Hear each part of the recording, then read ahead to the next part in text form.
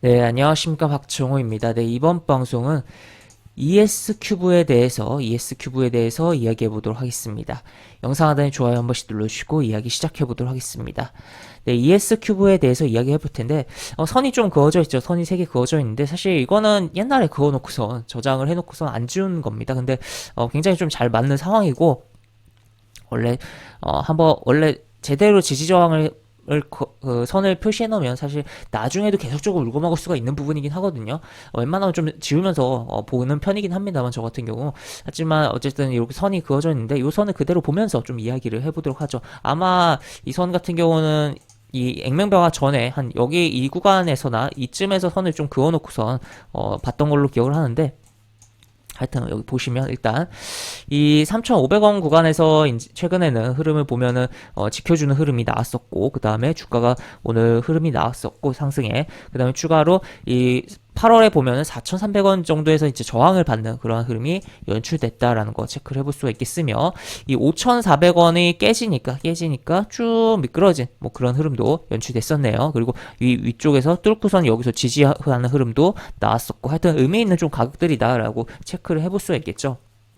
그런 가운데서 이 ES큐브라는 종목은 어, 저축은행 관련된 종목으로 볼 수가 있는 종목이에요. 이 보시면 비상장으로 해서 HB저축은행이라는 걸 들고 있습니다. 그러니까 저축은행 관련해서 최근에 푸른저축은행 굉장히 많이 움직였고 시장 반대 성향으로 움직임이 나왔는데, 그런 쪽으로 좀 보실 수가 있는 여지가 있는 종목이다라고 해석을 해볼 수가 있겠고, 그래서 오늘의 흐름이 오늘 장 막판에 이런 식으로 흔들면서 움직임이 나왔거든요. 이제 예비 동작 좀 어느 정도 해주고, 이 중간에 있는 요 매물 소화에 대한 예비 동작 어느 정도 해주고 가기 위한 뭔가 액션 아닌가라고 생각이 되는 부분이다라고 보실 수 있겠고, 이 4,300원에 대한 부분을 뚫고 올라타는지 여부를 좀 주목을 하면서 바라보면 좋지 않을까 하는 그런 차트의 형태를 갖고 있다라는 거. 그리고 수급적인 것을 보면은 개인도 매도하고 외국인도 매도했어요. 그럼 누가 샀냐라는 거죠. 보시면 기타 법인. 이 기타 법인의 경우 주가가 많이 올랐을 때 기타 법인 매도하면 되게 안 좋은 거거든요. 하지만 바닥에서 거꾸로 생각하면 바닥에서 매수한다는 거는 또 좋다라고도 볼 수 있겠죠. 항상 이 주식이라는 게 주가가 막 오를 때 안 좋은 케이스의 경우, 주가가 밑에서 빠져서 내려가 있을 때는 뒤집어서 생각을 했을 때 좋은 케이스가 되는 경우들이 많기 때문에 그런 쪽으로 좀 생각을 해볼 수가 있지 않을까 싶고, 이 기타 법인의 경우는 보통 자사주 매입을 본이 그 해당 법인이 상장 법인이 직접 할 때 이쪽으로 잡히기도 하고, 또 추가로 해당 기업과 관련된 기업이 뭔가 매수를 하면서, 아니면 뭐 그냥 일반적인 정말 법인의 계좌로 매수가 들어올 때 이러한 기타 법인으로 잡힌다라고 체크를 해볼 수가 있겠고, 여기 보시면 특징적인 것 추가로 보면은 거래량이 워낙 적었던 가운데서 금융투자가 이렇게 매수했어요. 워낙 거래량이 적으니까 이거 한 번에 못 빠져나가죠. 거래량 적으니까. 그런데 오늘 어떻게 보면 거래량이 좀 나왔기 때문에 빠져나갈 만도 했었는데 안 나갔습니다. 안 나갔고 그대로 잠겨있는 물량이고, 여기 사모펀드도 동일하게 좀 행동이 나오고 있어서 이 금융투자와 뭔가 사모펀드 같이 움직이고 있는 거 아닌가라는 의심도 좀 들고, 그리고 또 추가적으로 기타 법인 들어오는 것도 긍정적으로 좀 볼 수가 있는, 비록 뭐 워낙 소형주기 때문에 수급 자체로 굉장히 해석을 해서 보는 데는 한계가 있지만 뭔가 굉장히 좀 수상한 흐름이 나오고 있다라고 표현을 해볼 수가 있겠습니다.